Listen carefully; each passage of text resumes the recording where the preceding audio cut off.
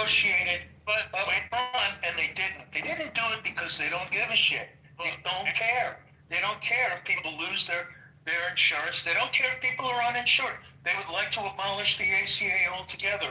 They don't care if people don't have insurance. That's the Republican dream. They've been working on that for years. Yes, but it got shoved down their throat. Well, too bad, because they lost. Okay, so now you're going to take health insurance away from most people. You're arguing that a policy conviction just goes away? No, that's not how that works. The Republican belief in getting rid of bureaucracy is 100-year-old belief. We didn't like the Great Society. We didn't like the New Deal. We didn't like the interference. We didn't like the large bureaucracy. Right, you don't like women to be able to choose their own, make their own decisions about having an abortion or not. You don't like choice. You like big government to interfere with small decisions. My point is, you actually have to have policy argument about that. It doesn't go away without saying. Well, you know what? The Republicans had a great opportunity to have the policy argument for a long time now, and they haven't done so.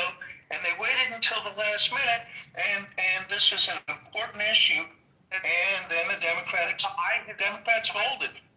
As I have readily said, the Republicans have said, hey, we just want to repeal the thing. They've just said no, which I find unacceptable. And wait, I'm with you on the policy stuff. I voted for Bernie Sanders. I'm probably leaning towards Democratic Socialism. But I'm saying, this is a fight we couldn't win. How many months do you hold out and keep people from things we care about, like food stamps? How long do the Republicans hold out? They can hold out forever because every month people don't get their food stamps. That's a win for them because they don't like seeing that money spent anyway. So what would be your strategy to win when they don't care and Trump wouldn't back down? Because Trump doesn't care. You're playing poker. Well, Scott, I can't hear you, but I agree with you.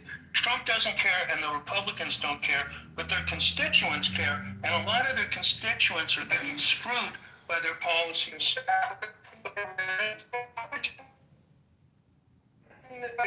Scott, we lost you. Scott, we lost you. You're done. Through. Finis. Back by popular demand, and I see other people have done it as well. I have reposted to the main chat above the conversation between Scott and Dominic about whether Mamdani is the future face or the face of the future Democratic Party. So it's really an interesting discussion between them that I was pleased to moderate. So please feel free to click on that. Also, with regard to the chat, please, no personal attacks. Personal attacks in the chat are subject to removal. Repeat offenders are subject to their being removed. And finally, those that are still trying to get up on the stage, unfortunately, too late. You got to get on before 6 o'clock New York time, because Gary has a drop-dead moment that he has to walk out the door to catch his train, and New Jersey Transit will not wait for Gary. William, followed by Steve. Dominic. I've already spoken. I'll look forward to Uncle Steve and Dominic and David. Yeah, Thank you. I know. Steve, Dominic, David, and Brent. Steve.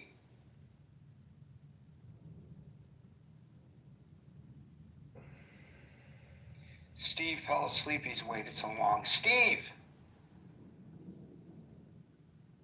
Dominic.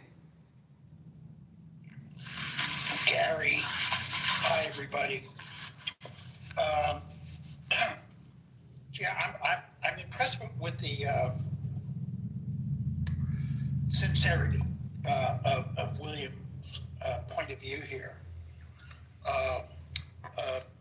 The sort of I'm trying to separate the political animal from the policy animal there, and if politics is a competition of the virtuous, he who attempts or claims to be more virtuous than the next fellow, I think that's a difficult way to practice politics.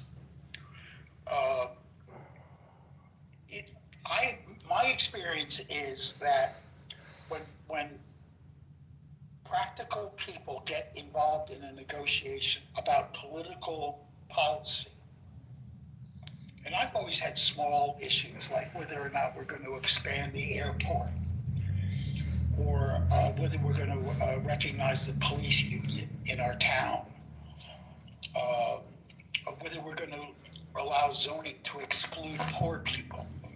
But of course, we never said that explicitly. We just said that you got to be rich to live here.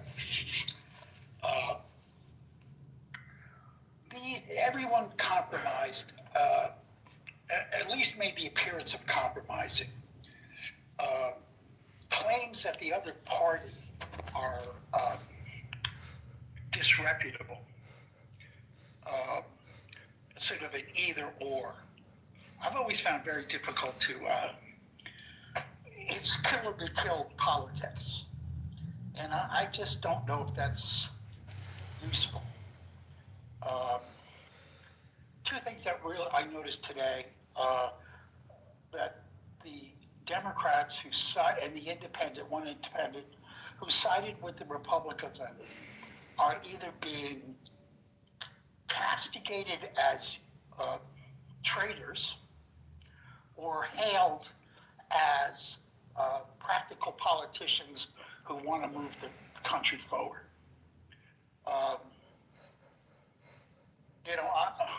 I said in the chat yesterday that they are going to be charged as being capitulators.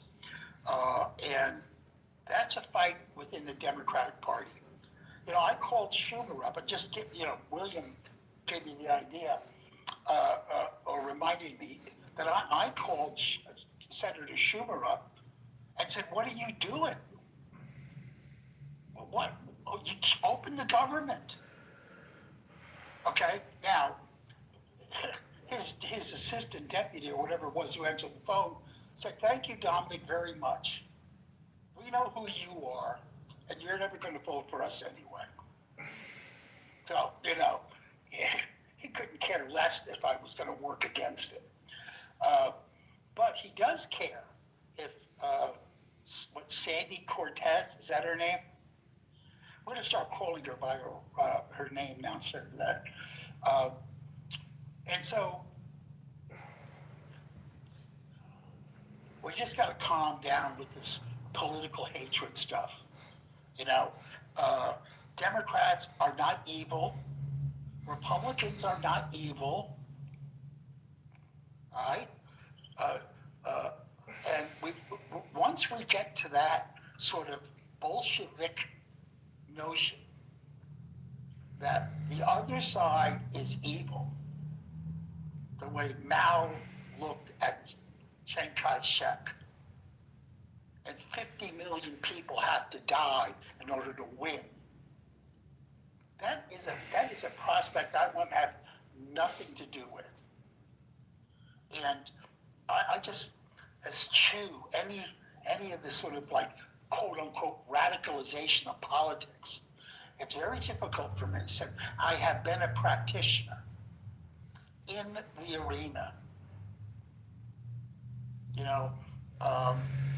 and it humbles me to be a part of that, to have that experience. And I know what to do with people who stand before me and accuse me of that they're going to kill me if I don't vote a certain way. I've actually had people say that to me. I'll shrug it off, say, "Yeah, take your best shot." But the fact that someone would actually say that, it's kind of frightening. So the other thing I wanted to point out is today, President Trump met with, I can't pronounce his name, he's the president of Syria, which I think is is the real news of the day.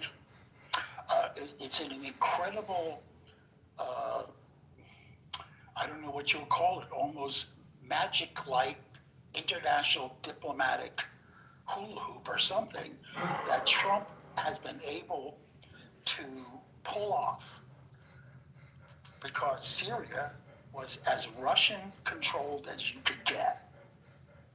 And Trump has somehow got them to go to the United States. I just want to recognize a good job. Doesn't make me a Trump acolyte, but you gotta, we gotta stop. But it has nothing to do with today's discussion either. That's Nothing. right. I'm sorry. I just said I'll leave on this note. We gotta stop the kill or be killed idea about politics. Well, there are perceptions. We've been discussing a lot about perceptions, Dominic, and I've raised I've not said Republicans are all jerks or cold fish who don't care about poor people. I said the way that this is being handled, managed by the Republicans, gives the perception that they don't care, and that's a problem that they will have in the next election, to which Marshall agrees, especially if they can't come to terms on Obamacare. Now, Anson points out in text, Obamacare is not really for poor people, it's for middle-class people who otherwise can't afford health insurance. And that it's a misstatement to say that it's ignoring the concerns of poor people. So I answered in the text with a question, does that put us at a tipping point where you don't have to be poor to not be able to afford health insurance? Is that where we are in this country? Is that an indication of a shrinking and less economically viable middle class? It would seem that argument to the concerns about Obamacare being for poor people, maybe we have to redefine poor or levels of poorness. I don't want to see anybody who's working full time be considered middle class, and the middle class dream is it the middle class dream a house and a driveway with 2 cars in the driveway? Isn't that supposed to be middle class? A chicken in every pot. Right, a chicken in every pot. I mean, so maybe we have to. Well, please allow me to finish, Marshall. Maybe if Anson's observations are correct in his admonishment, perhaps we need to have to redefine what is the middle class, or does it even exist as we have known it growing up? There may be a quantum change going on in our society right in front of us. As far as I'm concerned, I don't care how you label the person.